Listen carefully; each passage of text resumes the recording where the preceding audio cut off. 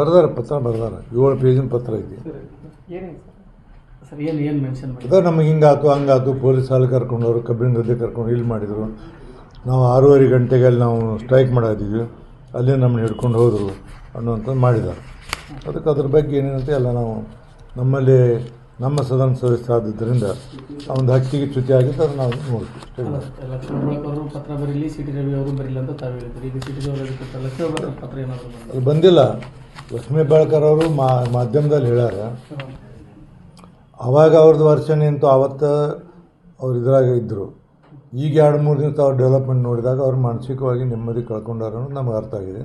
ಅದಕ್ಕೆ ನಾವೇನೇ ಇರಲಿ, ಹೆಣ್ಣು ಮಕ್ಕಳಿಗೆ ಗೌರವ ಕೊಡೋದು ನಮ್ಮ ಧರ್ಮ. ಕಾನೂನುಗಳು ಅವು ಇವು ಎಲ್ಲ ಬೇರೆ. ಏನಿಲ್ಲ, ನಮ್ಮ ಮನೆಯೊಳಗೂ ನಮ್ಮ ತಂಗಿದಾಳ, ಅಕ್ಕದಾಳ, ಮಕ್ಕಳದ ಹೆಣ್ಮಕ್ಳದಾರ.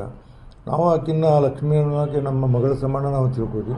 ಆಕೆ ಯಾವುದೇ ರೀತಿಯಿಂದ ಅದು ಆಗಬಾರ್ದು ತೊಂದರೆ ನಾನು ಹೈಲೆವೆಲ್ ಹೋಗಿದ್ದೀನಿ. ಏನಾದರೂ ಒಂದು ಸಮಾಧಾನ ಮಾಡಲಿಕ್ಕೆ ಸಾಧ್ಯ ಆದಷ್ಟು ನಾನು ಮುಖ್ಯಮಂತ್ರಿ ಅವ್ರಿಗೂ ಮಾತಾಡಿ ಏನೋ ಮಾಡಿ ವಾತಾವರಣವನ್ನು ತಿಳಿ ಮಾಡಬೇಕು ಪ್ರಯತ್ನ ಮಾಡುವಂಥ ದಾರಿಯಲ್ಲಿದ್ದೀನಿ. ಏನಾಗುತ್ತೆ ಗೊತ್ತಿಲ್ಲ. ಬಟ್ ನನ್ನ ತೀರ್ಮಾನ ಏನು ಸದನದಲ್ಲಿ ಹೇಳೀನಿ, ಆ ತೀರ್ಮಾನ ಏನಂದ್ರೆ ಆ ತೀರ್ಮಾನ ಎಲ್ಲರಿಗೂ ಸಮಾಧಾನ ಆಗಬೇಕಂತ ಮಾಡಿದೆ. ಆ ತೀರ್ಮಾನದಿಂದ ಮುಂದೆ ಮತ್ತೆ ಈಗ ಬೆಂಕಿ ಎತ್ತಿದಾಗ ತುಪ್ಪ ಹಾಕಬಾರ್ದು, ಅಷ್ಟು ಮುಗಿಸುವಂಥ ಕೆಲಸವನ್ನು ನಾನು ಮಾಡೀನಿ. ನಾನು ಇದಕ್ಕೆ ಭಾಳಷ್ಟು ಮಂದಿ 99% ಕರೆಕ್ಟ್ ಮಾಡಿ ಅಂತ ಹೇಳಿದಾರೆ. ಮತ್ತು ಇನ್ನೇನು ಮಾಡೋಕ್ಕಾಗೋಲ್ಲ, ಇದು ಬಳಸೋಲ್ಲ. ಹೇಳೋರು ಹೇಳ್ತಾರೆ, ನಾವು ದೇವ್ರ ಸರಿಯಾಗಿ ನನ್ನ ತೀರ್ಮಾನವನ್ನು ಮಾಡಿದ್ವಿ. ರಾಜ್ಯಪಾಲರು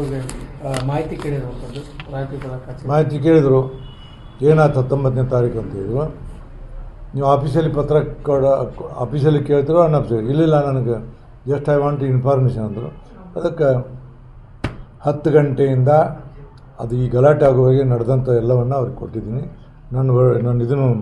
ನಂದೇನು ತೀರ್ಮಾನವೂ ಹೇಳಿದ್ದೀನಿ ಅವರಿಗೆ. ಮತ್ತು ಇದನ್ನು ಹೇಳೋಕ್ಕಿಂತ ಮೊದಲು ಮುಖ್ಯಮಂತ್ರಿಗೆ ಮಾತಾಡಿ ರಾಜ್ಯಪಾಲ ಕೇಳ್ತಾರೆ, ಕೊಡ್ತೀನಿ ಅಂತ ಏನು ಕೊಡಂದ್ರೆ ಕೊಟ್ಟಿದ್ದೀನಿ. ಕಾನೂನನ್ನು ಮಾಡಿಲ್ಲ. ಬೆಳಗಾವಿ ನಾವು 27 ಹೊಂಟೇವಲ್ಲ. ಈಗ ಮಹಾತ್ಮ ಗಾಂಧೀಜಿ ಅವ್ರನ್ನ ಮಾಡೋಕ್ಕೆ ಹೊಂಟೀವಿ. ಬೈ ಚಾನ್ಸ್ ಸಿಕ್ಕರೆ ಮಾತಾಡ್ತೀನಿ, ಸಿಗದಿದ್ದರೆ ಬೆಂಗಳೂರಲ್ಲಿ ಕೂತು ಮಾತಾಡ್ತೀನಿ. ಇದನ್ನು ಸಾಧ್ಯ ಆದಷ್ಟು ಪ್ರಯತ್ನವನ್ನು ಮಾಡಿ ಸಮಾಧಾನ ಮಾಡೋದು ನಂದು ಒಬ್ಬಂದಲ್ಲ ಕರ್ತವ್ಯ, ಸರ್ಕಾರದ ಕರ್ತವ್ಯ, ಮುಖ್ಯಮಂತ್ರಿ ಕರ್ತವ್ಯ, ಎಲ್ಲರ ಕರ್ತವ್ಯ. ಸಮಾಧಾನ ಮಾಡಿದರೆ ಒಳ್ಳೆಯದು ಅಂತ ನಾನು